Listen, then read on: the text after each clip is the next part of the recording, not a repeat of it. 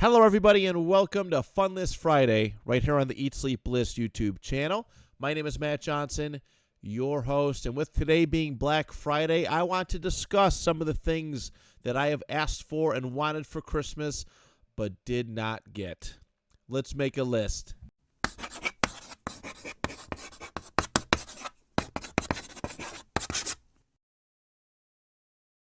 They say that art imitates life.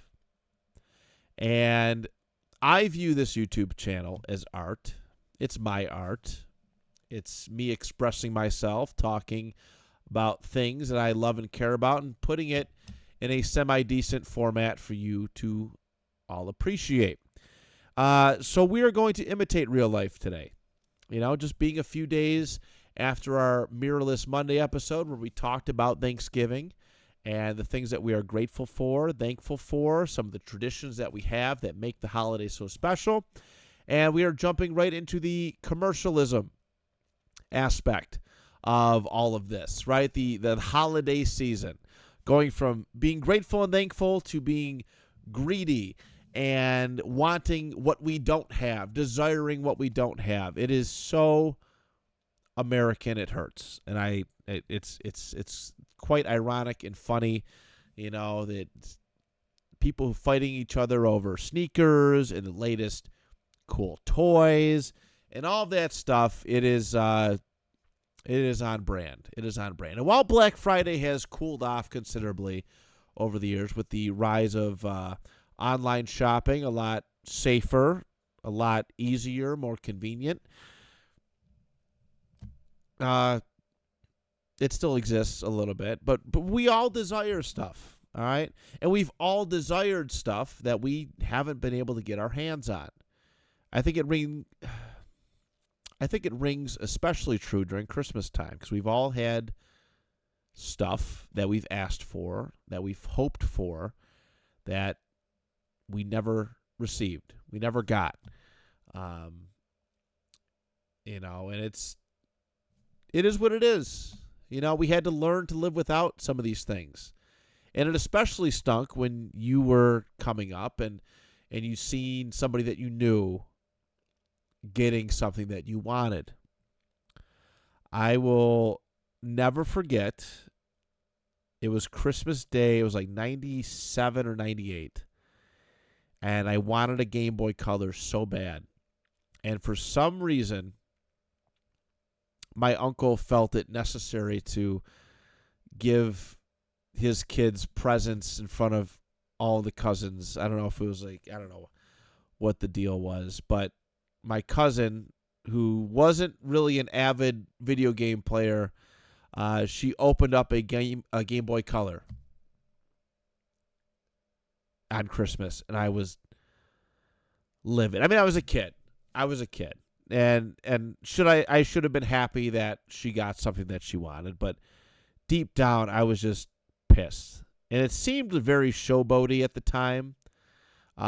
Even actually, it looks pretty showboaty now. I feel like those gift exchanges between parents and child should happen privately, but it spurned me. Eventually, I did get a Game Boy Color, but it was just like, oh my God. Just like rubbing it in. Just rubbing it in right in front of me. But that's what I want to talk about today because again, we've all had stuff that we've wanted that we didn't quite get, that we never got our hands on and never got to enjoy. I love talking with some of my friends who grew up in the 80s. They were kids in the 80s. And one of the big toys back then that very highly desired, very expensive at the time, very expensive now on the resale market. But I think it was G.I. Joe, but the giant like 20-foot aircraft carrier. I feel like every kid who grew up in the 80s that never had one always says that they wanted one. Always. And it's funny to hear them talk about that. And even now that they're older and have their own money, they still haven't been able to quite acquire it. But I want to talk about that today because there's a list of stuff a decent-sized list of things that I've never gotten to have. And I don't want to come off as ungrateful in this video because I know that my parents and my family, people who buy gifts for me over the years, they watch these videos. And I want to express that I am not ungrateful anyway because I have had some of the greatest Christmas gifts of all time. More often than not, my Christmas lists have been answered and they've delivered. And I'm going to talk about that in a couple weeks to kind of give props and stuff. But we all have something that we wanted and just have never been able to get our hands on. And that's what we're going to talk about today.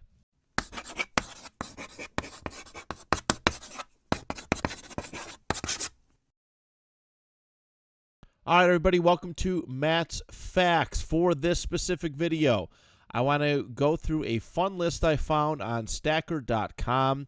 It discusses the best-selling and most desired Christmas toy by year for over 100 years. All right, this list goes back to 1924. I think it'll be really cool to look through and see how our taste in toys as children in society has evolved. For some people, it'll be pretty nostalgic. For others, a history lesson. All right, especially some of these older things. So let's run through it again. Stacker.com, the top holiday toys by year. Actually, it says for the year you were born. So let's go through it. All right, 1924, an erector set. 1925, the teddy bear. 1926, Crayola crayons. 1927, the radio flyer wagon. 1928, the yo-yo. 1929, a pop-up book. 1930, Mickey Mouse. All right, Mickey Mouse doll. A couple years after the Steamboat Willie debut. 1931, finger paint. 1932, sock monkey. 1933, you got the Marx wind-up toys. 1934, Buck Rogers disintegrator pistol. Interesting. It is the first toy ray gun ever made. 1935, the Shirley Temple doll. 1936, balsa wood models. Not sure what that is. Like model fighter planes. Okay, that's kind of cool.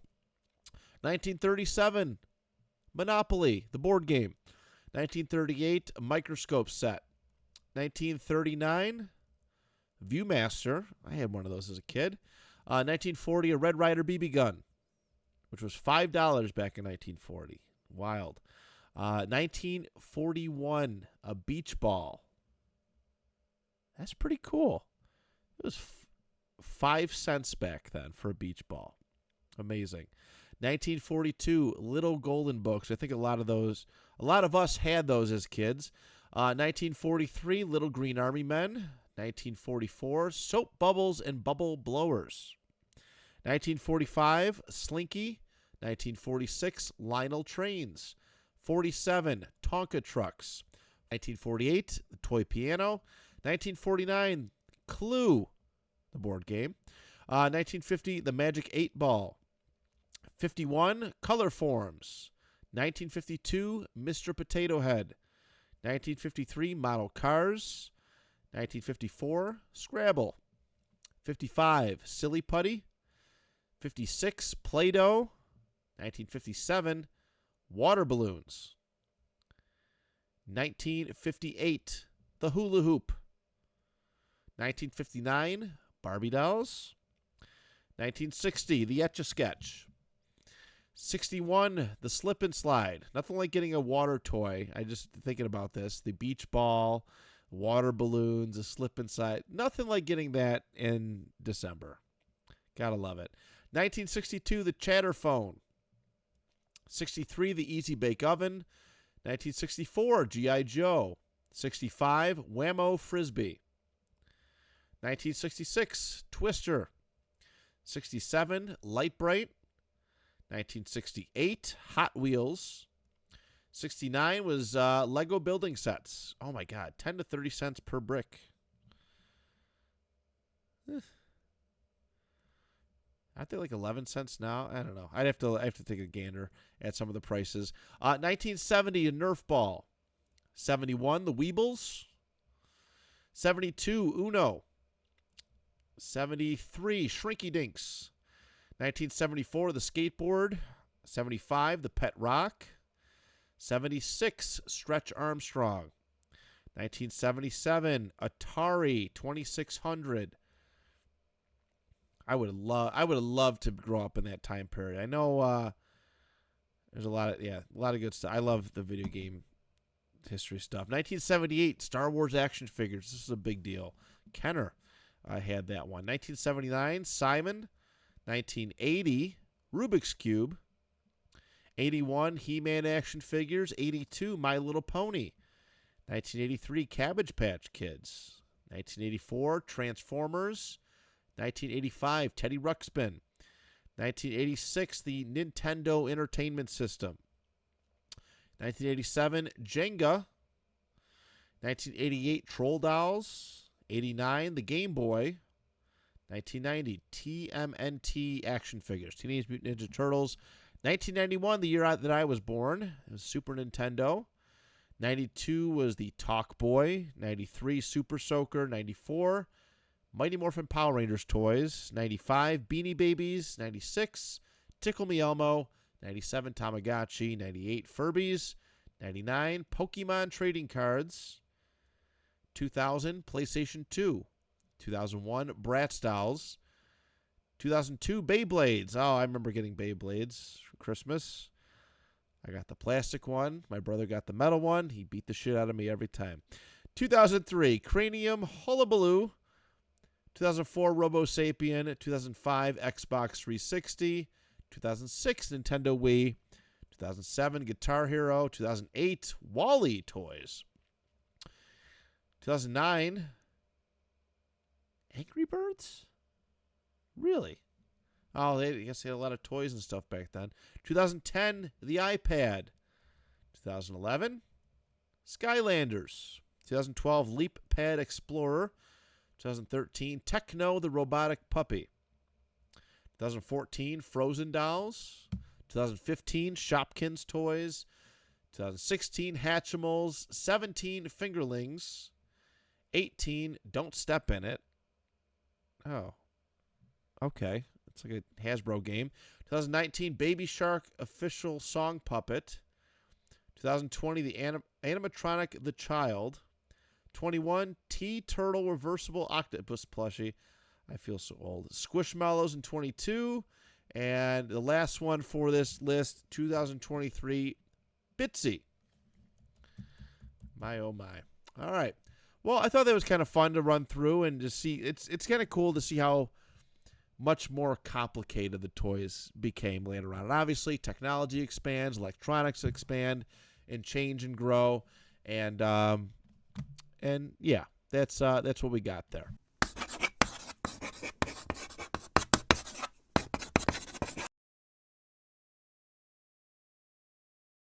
All right, everybody, it is time for my favorite part of every single video that we do. It is time to make the list.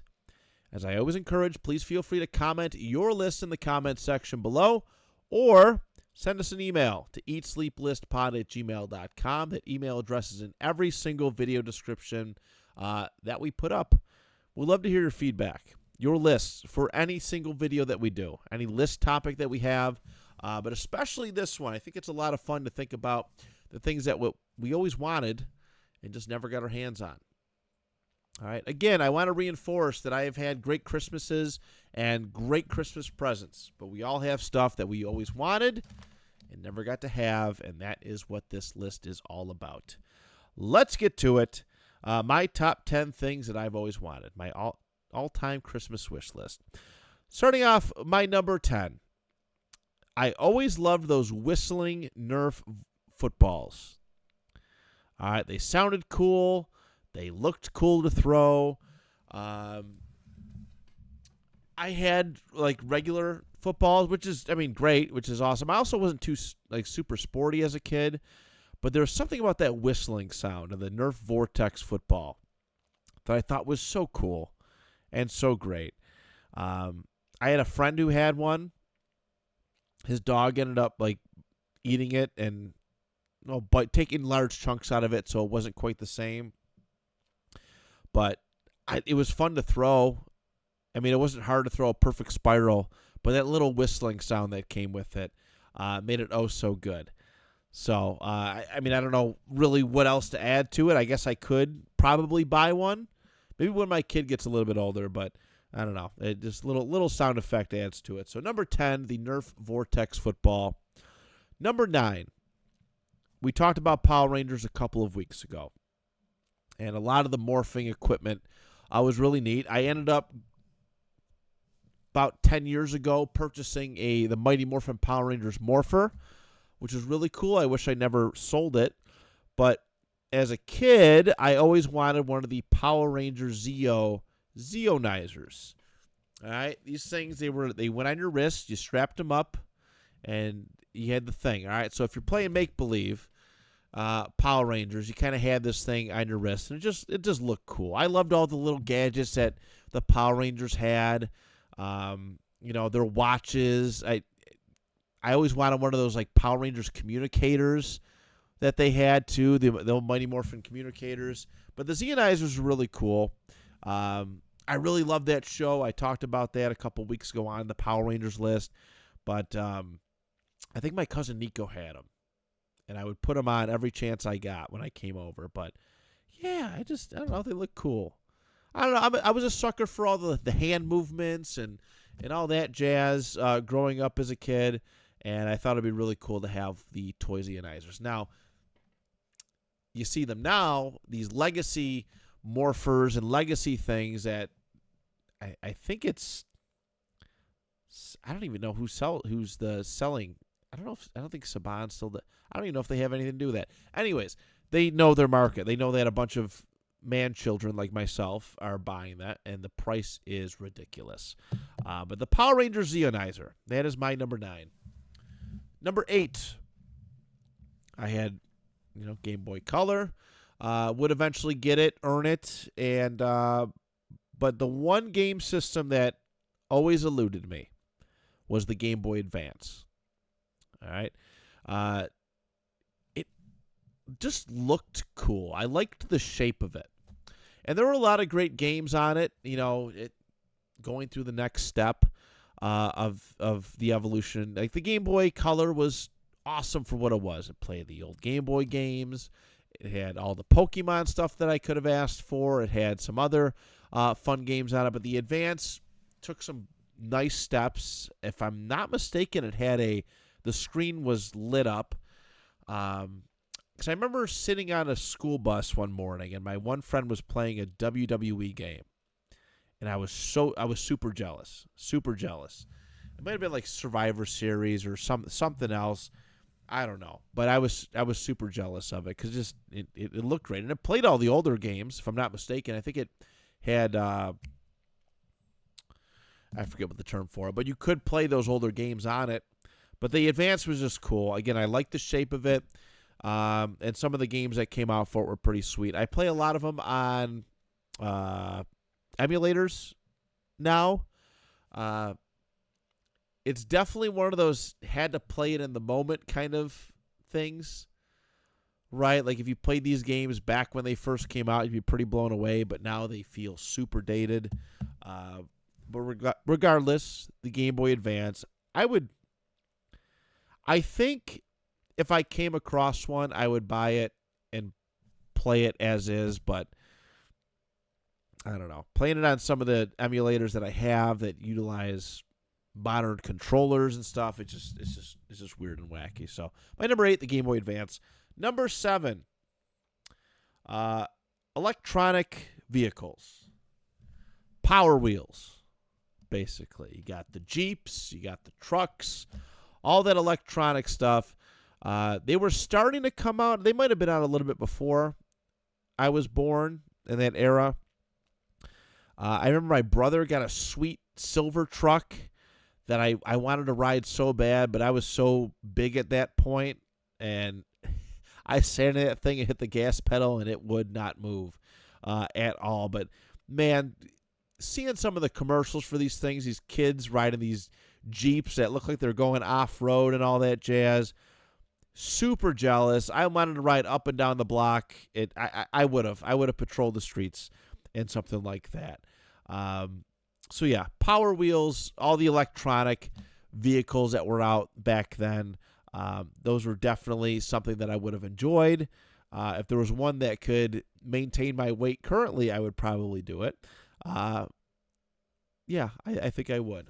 There's a lot of cool stuff out there now. I see there's an electronic fork truck that I may or may not get my son someday. That's my number 7. Number 6. This is the late 90s. The WWF Attitude Era was in full swing. The toys were unbelievably good. I had it all. I had the action figures. I had a homemade ring that my dad made. I've always talked about that. Very, very proud of that. And loved and worshiped that thing. But they did have a electronic WWF ring that I really wanted at one point because it came with the entrance stage, which was unique for that time period. I didn't have access to wrestling themes, but they were always just stuck in my head. So what this did is you'd push the different buttons for the different wrestlers, and obviously it didn't have everybody, but it had some of the bigger names. And you'd push these buttons and it would play their theme song. And it would just enhance the playing experience. I don't even know if I wanted the ring. I think I just wanted the entrance stage just to make it cool. Like if I had, I don't know, I was all about like sets, and that's going to bleed into my number 5. Like I love setting the atmosphere and environment for playing with toys. That's why when me and my dad used to do Toy Wars, we'd go all out. The whole basement was our play area. I used to take boxes and stuff from Aldi and other stores and cut them up and make them different bases. So I wanted my play area, whatever I was playing as a kid, to just be a total package. Just really enhance the playing experience. And the entrance ramp was like chef's kiss. It would have been perfect. But yeah, that's my number 6. My number 5 is another play set. It is the X-Men Headquarters Danger Room. Yeah, I remember seeing this commercial, and I remember some of the toy advertisements, the catalogs that get sent out. Seeing it, walking by it at Toys R Us. I was left to my imagination a lot with some of my play sets, and that's again why I did the boxes a lot. I grew up in a good era with play sets, the environments. I'm glad that I was forced to use my imagination, get a little creative with cutting up cardboard to do so, but man, some of these sets were just too cool to ignore. Some of the different chairs, just some of it just looked so appealing. You know, back in the late 70s and early 80s with some of the Star Wars play sets, the 80s like G.I. Joe and He-Man stuff. My buddy Andrew has a Castle Grayskull, which he spent hard-earned money on to get. I don't know, it just enhances the toy playing experience, and it's hard to, when you're the one playing with it and trying to explain it to somebody who's supposed to buy it for you, it's quite hard to that pitch is quite difficult to make. But yeah, the X-Men Headquarters with Danger Room, that's my number 5. Number 4, I was just actually talking about this one with my dad the other day. We went to a Sabres game, and I once again realized that I have no hockey apparel. I have no Sabres stuff. It is the only like sport like made. I have a baseball jersey. I have a basketball jersey and shirt. I have dozens of football jerseys, but I have nothing hockey related. Maybe a hat, maybe a winter hat buried somewhere. I had a generic Sabres jersey back in the day, but if I was to get a specific one, it'd probably be a Michael Pekka. Michael Pekka was that dude back in the day, in the 90s. The 90s Sabres were awesome. Rob Ray, Dominic Hasek. And to me, my GOAT, just coming into it, was Pekka. He had a fun name to say. If I were to get a hockey jersey today, a specific Sabres jersey, it would be a Michael Pekka one. So that was always neat. You know, when I talk about the list with all the cool gifts that I got, we'll definitely be talking about jerseys. But I think the one that got away would be the Michael Pekka. So that's my number 4, is a Michael Pekka Sabres jersey. Number 3, growing up, we already talked about one Power Ranger toy.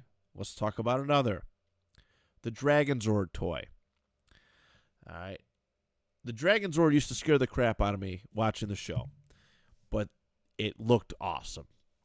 And the action figure, the giant, I don't know, it was probably about that tall. That's not a good visualization. Probably about that tall, 10 inches maybe tall, with all the lights and all that stuff. The Zords were where it was at. I mean, they had all the...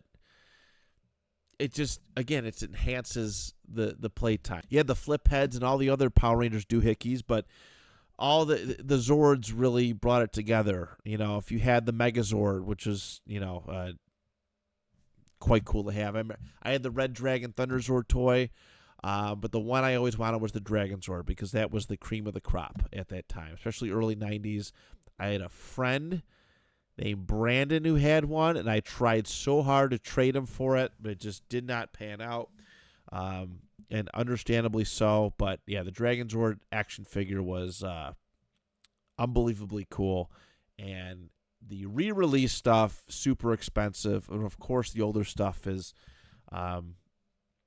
very expensive as well. So that's my number 3. All right, my number 2, and I should preface the next 2, they're from when I was older and realize that, you know, what Christmas was. Well, this one was from the year that I found out what Christmas was. But being big into pro wrestling and somebody who, I don't know, I just a sucker for props and wearing stuff. And I loved the championship belts. And when I used to get the magazines back in the day, one of my favorite things to look at was the back of the magazines, the WWE magazines, and see what was being sold. And they'd have all the different belts, and they'd have certain nameplates you could pick out, or you could do custom nameplates. And there was always a bunch that I wanted, but I think if I had to pick one that I wanted a legit deluxe edition, like perfect replica of, it would be the John Cena U.S. Spinner Championship. It's probably the greatest wrestling championship belt ever. I had a necklace with it. All right, because he only wore it for a short period of time. He won the U.S. Championship. John Cena won the U.S. title back in December of 2004. He beat up Carlito and Jesus for it, and then he would end up losing it in like February or March as he was starting to get really hot and would eventually win the WWE title. But the Spinner U.S. title was the best one, in my opinion. I would kill to have that thing now. It looks way better than the Spinner WWE Championship, like by far. We're going to talk a lot about John Cena in a couple of weeks since his retirement is coming up. I want to pay tribute to him with a special episode. But, yeah, the Spinner U.S. title, would love to have that still. And my number one, the Lego Death Star. When I started coming to my own money, when I moved to Rochester, I probably shouldn't have been buying Legos, but I did because I liked them. I thought they were cool. They were fun. Putting them together, and displaying them was really neat. I was playing the Lego video games at the time, and just the minifigures were probably more enticing than anything. But the granddaddy of them all, the be-all, end-all, was the giant $400 Lego Death Star. And that $400 Lego Death Star price pales in comparison to what it is today. On the resale market, it's probably doubled or tripled. And if I'm not mistaken, they're coming out with a brand new Lego Death Star that's about like over $700, I think. I seen it pop up on like an advertisement. But, what a massive build. It had like 20-something minifigures in it. It's another one that got away. And I knew there was a slim chance that I was ever going to get it for Christmas. I realized that. I remember saying, because back in my days of social media, I would just post just to post. I didn't have a smartphone, so I'd come home from work, check my computer, and boom, I'm excited for all these notifications. It was really quite annoying. But I stated that I would stop posting on Facebook if somebody bought me the Lego Death Star. I never got it. But it is an iconic piece of Lego history. The way it's shaped, the different rooms, and just so much more. It is wonderful. My friend Will has it. I'm pretty sure he has it. And I got to see it. I got to see it up close and personal, and I was just mesmerized by it. So, there it is, everybody. The all-time Christmas wish list. 10 things that I always wanted, never quite got. And I think I've made peace with just about all of them. Like, I'm okay. Would I love to have them? Yeah. It'd be neat to have some of them, but I'm at peace. Gifts don't really do a whole lot for me. I'll explain that down the road. Not now, anyways. But these are just some things that, if they came my way, I wouldn't be sad. But I don't need them. But there it is. That is it. Thank you so much. We will talk to you on Monday. Have a great weekend. Love and appreciate you all. Until next time, do you even list?